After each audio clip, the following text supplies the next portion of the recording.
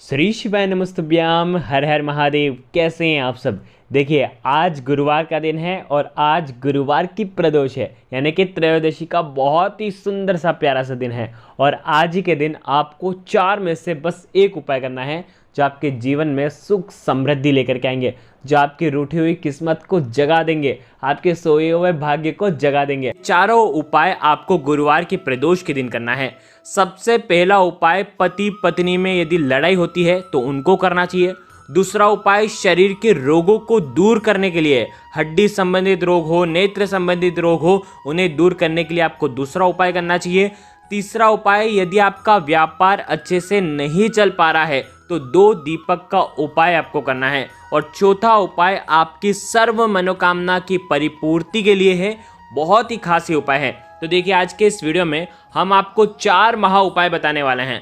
शास्त्रों में भोलेनाथ की पूजा के लिए प्रदोष के दिन, प्रदोष काल का जो समय होता है, सबसे अच्छा और सबसे पवित्र माना गया है, क्योंकि इस समय में महादेव कैलाश पर्वत पर डमरू बजाते हुए खुशी से नाचते हैं। साथ ही साथ हर शिवलिंग पर, जो भी प्राण प्रतिष्ठित शिवलिंग होते हैं, वहां पर भगवान शिव का वास होता ही होता है। तो प्रदोष व्रत में किया गया उपाय, वो भी प्रदोष काल में, जीवन में सुख, सौभाग्य और समृद्धि ही लाता है। तो देखिए, आज के इस वीडियो में जो चारों उपाय हैं, हो सके तो प्रदोष काल के समय ही करना।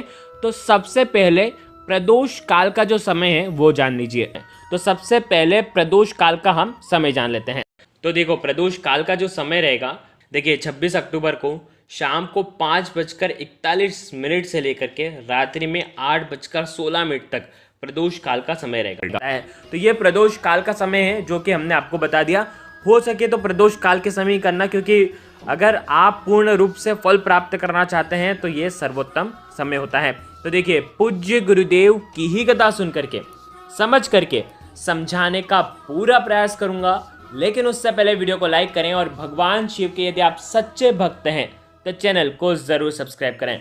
देखिए, सबसे पहला उपाय जो कि आपको गुरु प्रदोष के दिन करना है। यदि पति पत्नी में बहुत ज़्यादा लड़ाई होती है, पति पत्नी एक दूसरे से बात नहीं करना चाहते हैं, एक दूसरे से मतलब तलाक तक की नौबत भी आ चुकी है, तो भी आपको ये उपाय करना चाहिए। यदि आपके जीवन के कष्ट बहुत ज़्यादा हैं, यदि घर में लड़ाई झगड़े बहुत ज़्यादा है, घर में कोई भी लोग आपस में प्रेम से नहीं रहते हैं, घर में गृह क्लेश बहुत ज़्यादा होता है, तो आपके जीवन की समस्त ये जो परेशानियाँ हैं ये दूर हो सकती हैं।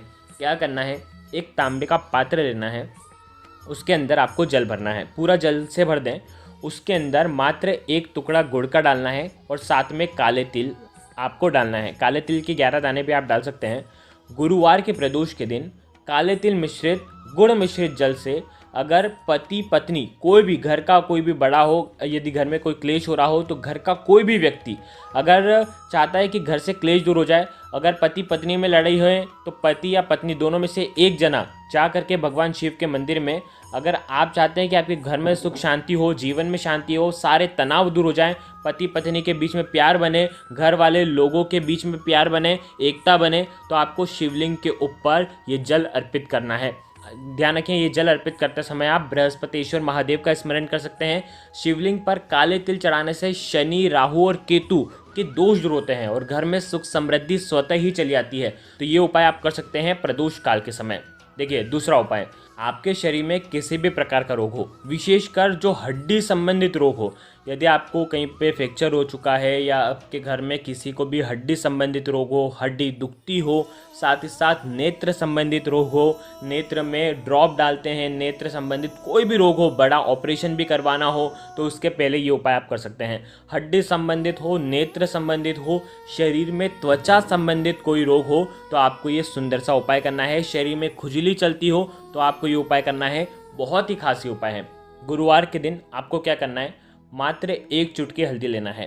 ठीक है, हल्दी लेना है, गीली हल्दी लेना है, शुद्ध जल मिला लेना और हल्दी को गीला कर लेना। ठीक है, हल्दी ले ली, उसके साथ में आपको लेना है नीले कलर का पुष्प। देखिए, पूज्य गुरुदेव ने अपनी कथा में बताया था केवल नीला पुष्प, तो आप नीला पुष्प कौन सा लेंगे, जो भगवान शिव को प्रिय होगा वैसा ही नीला पुष्प आपको लेना है। तो आप विष्णुकांता का पुष्प ले सकते हैं या अपराजिता का पुष्प आता ना, जो नीले रंग का, वो आप ले सकते हैं। तो नीले रंग का ही पुष्प होना चाहिए और आपको भगवान शिव के मंदिर में जाना है प्रदोष काल के समय। ये उपाय जो भी व्यक्ति करेगा उसको ये उपाय प्रदोष काल के समय ही करना है, क्योंकि पूज्य गुरुदेव ने स्पष्ट रूप से कहा है प्रदोष काल मतलब प्रदोष काल के समय ही करना है। तो समय का ध्यान रखते हुए, आपके शरीर के रोग दूर हों ऐसी कामना करते हुए आपको भगवान शिव के मंदिर में जाना है और आप नंदी जी के पास में बैठ जाएं। नंदी जी का जो पैर उठा हुआ रहता है वहाँ पर बैठ जाएं।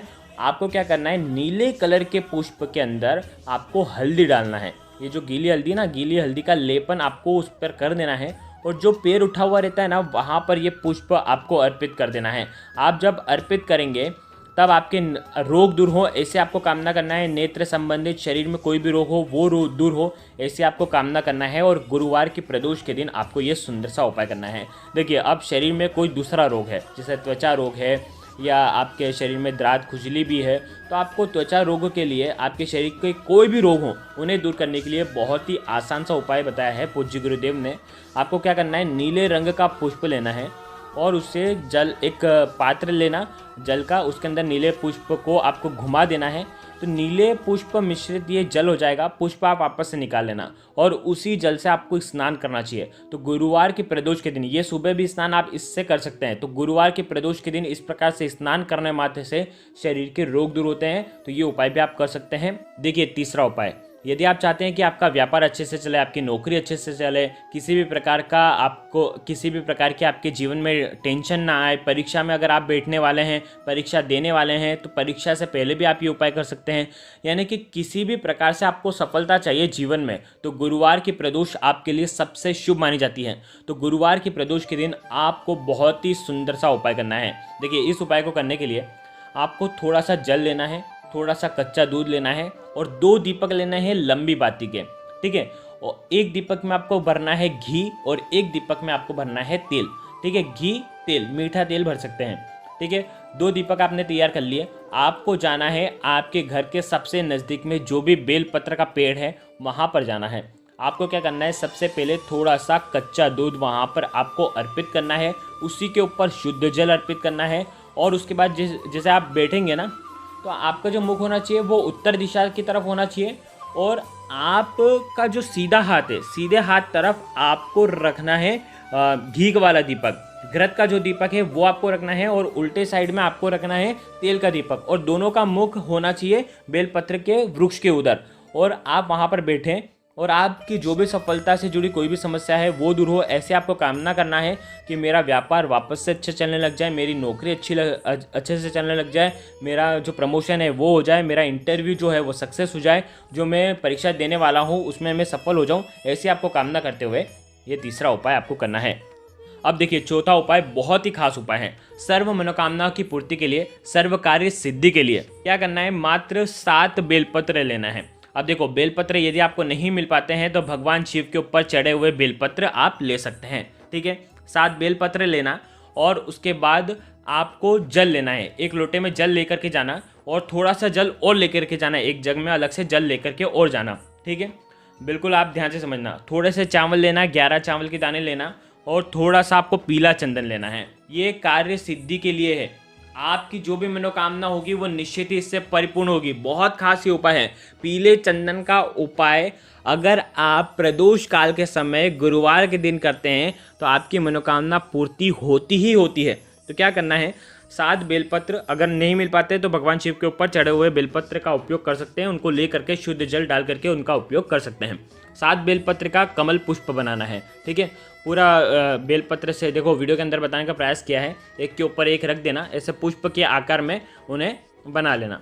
इन्हीं के ऊपर आपको रखना है चावल। चावल जो रखेंगे, चावल के अंदर पीला चंदन मिला देना और पीले रंग के चावल करके आपको रख देना है, ठीक है। अब ये जो बेलपत्र है, बेलपत्र का जो कमल पुष्प आपने बनाया है, ये आपको भगवान शिव के शिवलिंग पर आपको उल्टा अर्पित कर देना है। उल्टा कहने का मतलब ये है कि चिकना वाला साइड भगवान शिव को स्पर्श होना चाहिए, खरदोरा वाला साइड ऊपर होना चाहिए। इस प्रकार से आपको अर्पित कर देना है। जब आप अर्पित करेंगे तब आपको बृहस्पतिश्वर महादेव का स्मरण करना है। चावल आपके जीवन में धन की वृद्धि करते हैं, बहुत ध्यान से समझना। ये हर एक चीज़ का अलग अलग महत्व है और इनका महत्व अगर आप जानोगे तभी इनको शुद्धता से आप कर पाओगे। तो आपको क्या करना है, ये बेलपत्र अर्पित कर देना है, आपको पीले चंदन मिश्रित चावल अर्पित कर देना है। अब आपको क्या करना है, 7 लोटे जल आपकी मनोकामना बोलते हुए श्री शिवाय नमस्तुभ्यम का जाप करते हुए आपको अर्पित करना है उन्हीं बेलपत्र के ऊपर। आप 1 लोटा जल डालें, फिर उसके बाद 1 लोटा जल डालें, इस प्रकार से भी डाल सकते हैं, या थोड़ा थोड़ा करके भी 1 लोटे में से आप थोड़ा थोड़ा जल भी आप 7 बार में अर्पित कर सकते हैं। तो ये बहुत ही सुंदर सा उपाय है। तो देखिए आज के इस वीडियो में हमने आपको 4 महा उपाय बताए हैं, चारों में से जो उपाय आपको लगता है आप कर सकते हैं। अगर आपको कुछ भी चीज़ समझ में ना आए तो कमेंट में पूछ लेना, गलती नहीं करना है। श्री शिवाय नमस्तुभ्यम। हर हर महादेव।